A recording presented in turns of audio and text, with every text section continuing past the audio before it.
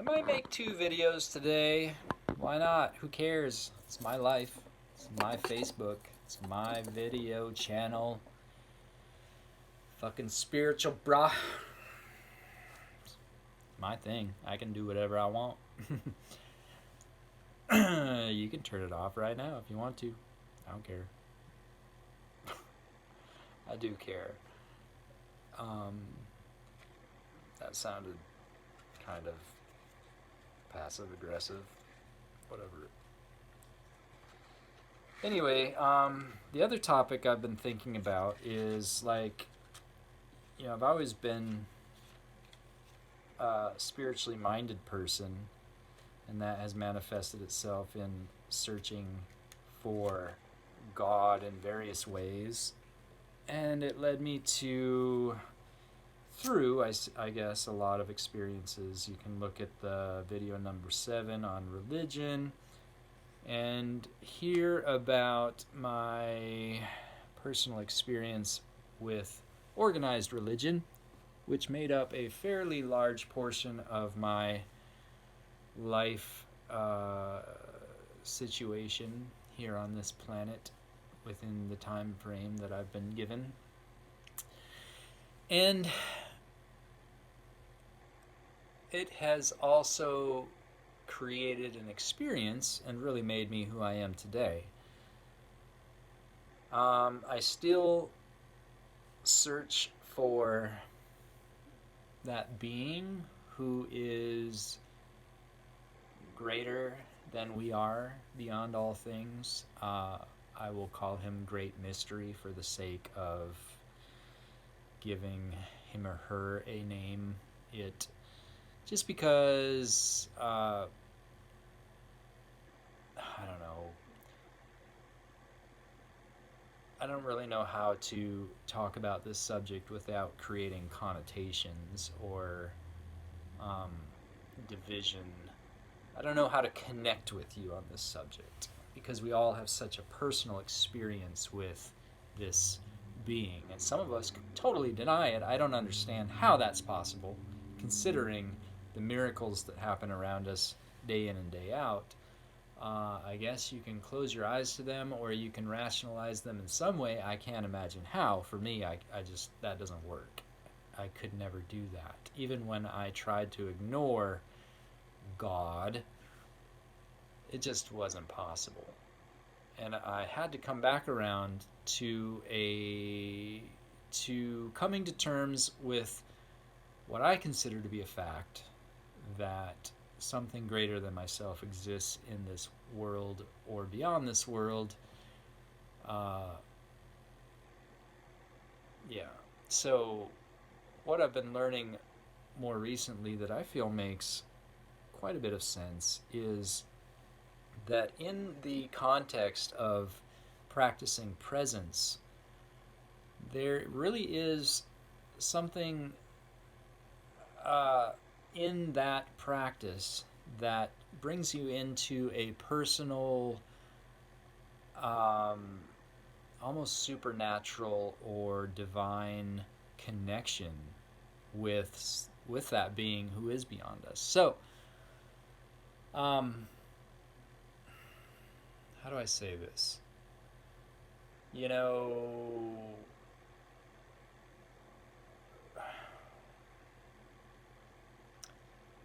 Return of the Bird Tribes is a book that I read not too many months ago, a couple months back. It talks about these divine beings who, throughout the ages, have been trying to connect with mankind spiritually. They're almost like divine angels, messengers of Great Spirit who are trying to basically manifest the presence of love through mankind by us allowing them to interact through us. And that really is a biblical concept, and even a concept that I think is manifested in quite a few different religious circles. So the idea that's put forth in like the Power of Now and even in the Untethered Soul is that when we are present, when we are able to just kind of let all of the cluttered, clattering, chattering thoughts subside and just simply observe them, we enter into a state of now, and we enter into a state of being present, being quiet, a quiet place where we come into touch, we come into contact with our true being, our true self, the consciousness. We sit in the seat of consciousness. We enter into a place of awareness, or we connect with that place. And that place of awareness, I guess if you were going to use a biblical metaphor, we could say that we are all vessels, or we are all temples made for this being where divinity inhabits us, or wants to inhabit us, or inhabits us but does not have the opportunity to manifest itself through us. So, biblically speaking, the Antichrist is a being who sits in the seat of God and tries to take the place of God. And that, to me, is a perfect representation of ego. Our ego wants to take the reins, really, take charge of all of our being. It wants full control over our mind. So it is just constantly filling us with fear and doubt and anxiety and insecurity and anger and rage and sadness and hopelessness, and everything is just always a crisis, and it's terrible, and you know, the ego is just pressing down on us. And it's also causing us to think that we have to form some kind of an identity by what we do, or what kind of job we have, or what kind of car we drive, or what kind of possessions we hold, etc. So the ego is just constantly busy trying to create an identity, trying to really inhabit us completely and trick us into thinking it's who we are, when in reality we are not any of those thoughts. We are not our ego. We are something else, and that something else is deep down inside of us, in the seat of the temple.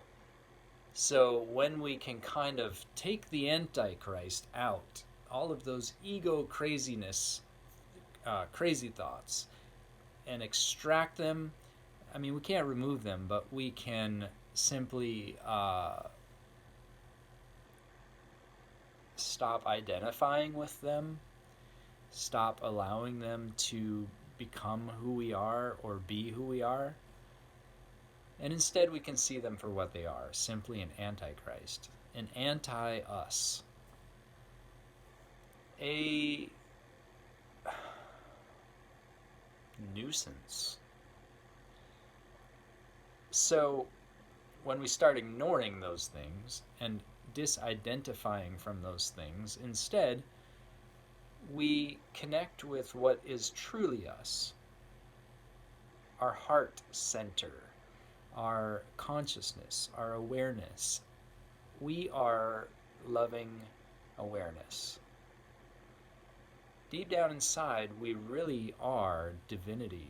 God has created us in His image, and He dwells in each one of us. How much He is manifested, well, that depends.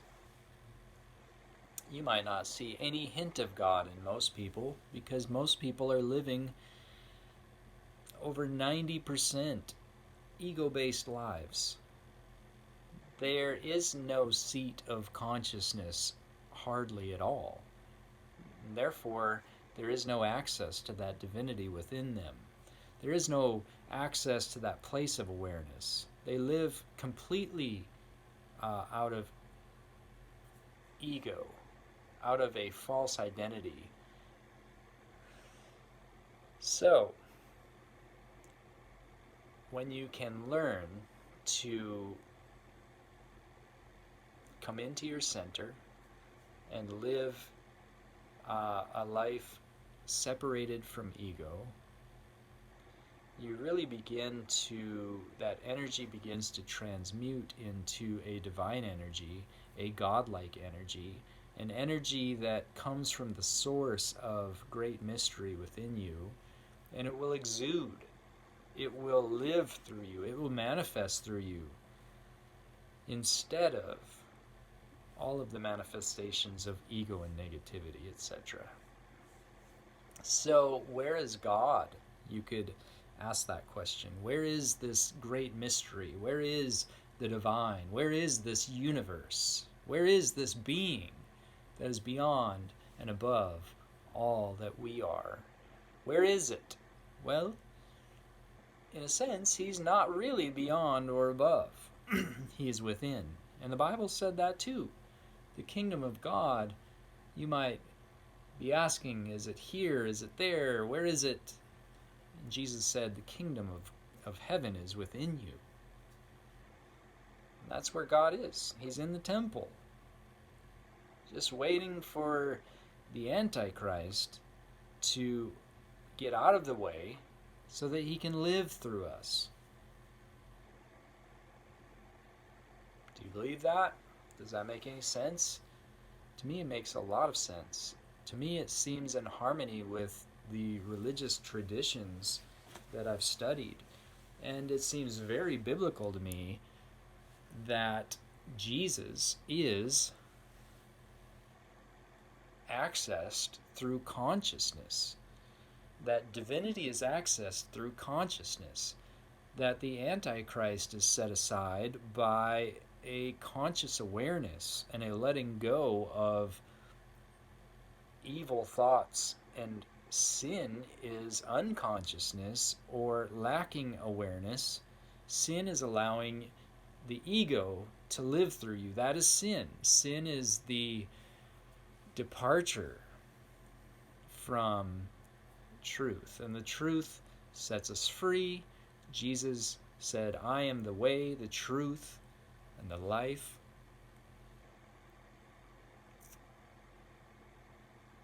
So there is freedom, a great freedom that I have personally experienced and that I believe is available to us at all times. And it's not complicated. It's not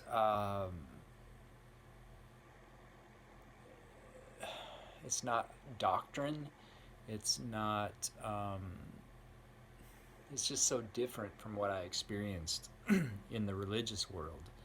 It's like the religious world, you know, Jesus was so angry with the religionists of his day because really they were taking something so simple and making it, putting all these man-made traditions on it, creating such a confusion, making it so difficult, making it almost inaccessible and unreachable to most people, as if only the elite could access this, when in reality it was right here the whole time, and all people really needed to do is hear the knocking and open that door, and Jesus said he would come in and dine with us. So that's really all. It's not that hard. But yet it is hard because it takes a constant practice. It takes a constant awareness of those ego-based, sinful, evil thoughts that are constantly trying to trick us, create an identity within us, take the place of God, the seat of God, sit in his temple, and live through us. The struggle is right there. Becoming aware of our thoughts, becoming an observer of those thoughts, and letting those things go, letting those thoughts go, letting those thoughts go, and letting love flow through us instead. So where does God sit? Right inside of us. Divinity lives inside of us and wants to manifest through us and will.